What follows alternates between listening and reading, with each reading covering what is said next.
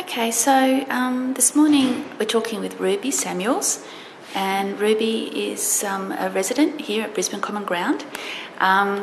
Ruby, I was just going to ask you first of all, is community important to you? Yeah, very important. Why is it important? Well, if there wasn't any community groups around, more or less it'd be very boring and there's nothing to do. Yep, sure. And I know a lot of people, when they've got nothing to do, they end up in trouble a lot. Okay. Yeah, what kinds of trouble?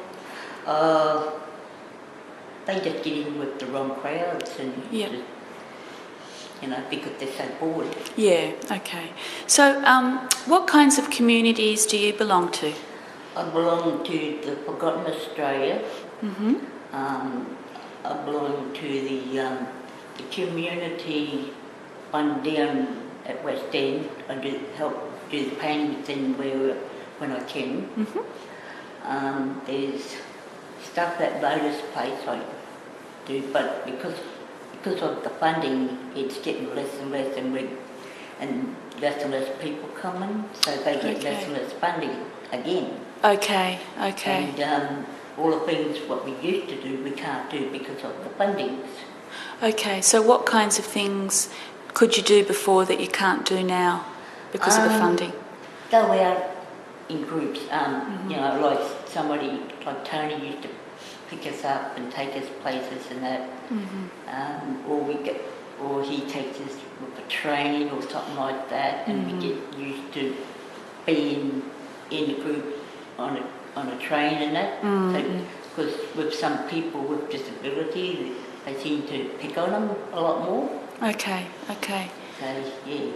And so within the different communities you belong to, what kinds of things do you do?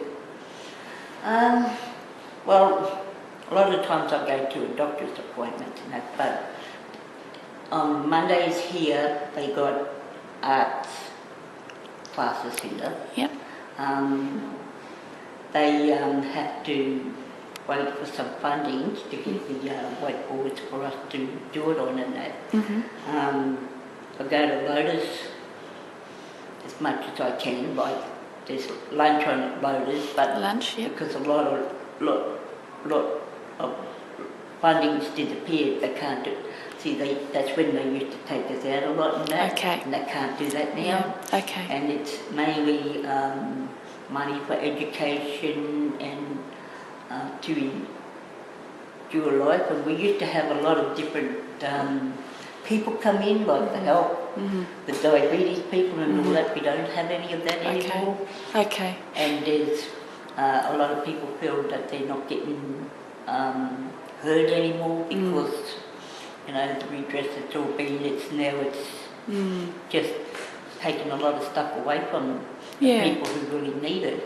So when you think about these communities that are important to you, what are the main benefits that they bring you? Well, I always loved animals, so I can always paint animals that what we hardly ever see anymore, any existed animals. And to let our grandchildren see these animals, try to put awareness out there. But if I didn't have the painting, all I got is just games. Games? On the computer. Yeah. And sometimes people know how to work the computer, they seem to lock it in their way. So one of the benefits then is from one of the communities is it that you can express yourself in an artistic way.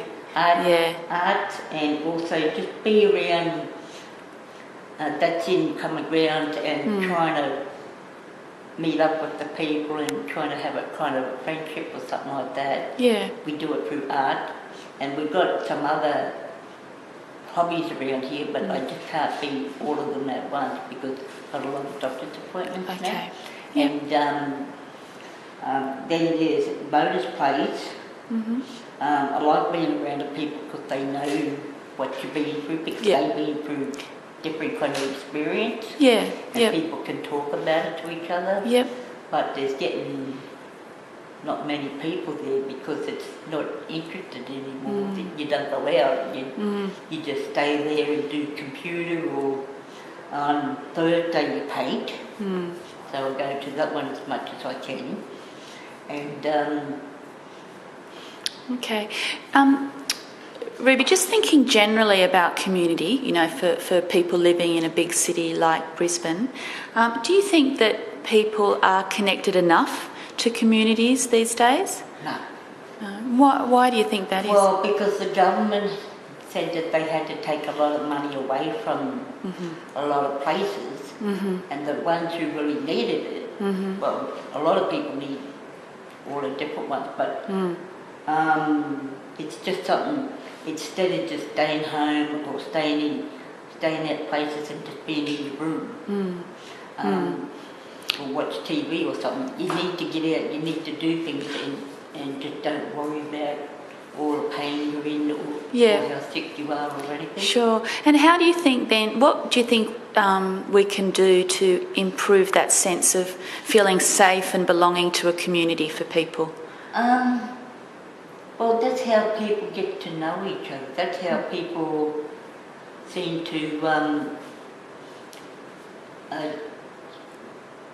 talk to each other. There's staff there to help, but people in general can start opening up to each other. Yes. But if there's no community, there's none of that. And the older people just sit in their chairs and get older instead of being out enjoying themselves. So what do you think could be done in the future to make those communities stronger? Just the government come and stay there one day without all these people around and all these photo cameras around, and just to see what it's really like. Okay. They sit on their pedestals or whatever, but they get a lot more money than everyone else does, so they don't know what it's like for people with disability, how they're actually struggling. Right, okay. And general people, older people are struggling because they can't get anywhere because there is no community around. Yeah. It's starting to get less of community because the governments are taking out, they don't need this group or they don't need that group. Yeah. But really people do. Yeah. But they just feel, project, this money needs to be sent on there. So we'll take it away from that community to fix that one up. So you think that the government should really get out and get to know people more and their different needs and develop community activities and direct funding from there. Is that right? Well, with Kevin Rudd, that's him, he when he wasn't overseas or anything, he came and he at homeless centre, he actually came and he actually cooked for us. Okay. And he just talked to us like a general person.